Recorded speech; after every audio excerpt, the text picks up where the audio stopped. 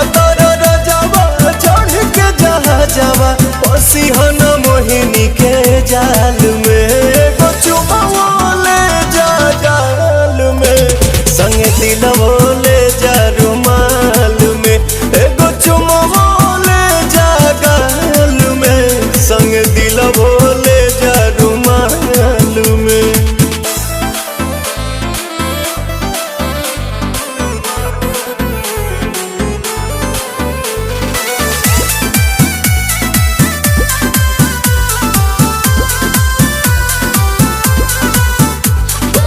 चरा प हमरा तू सायन पिया कोनो दोसरा प मर बनलायन पिया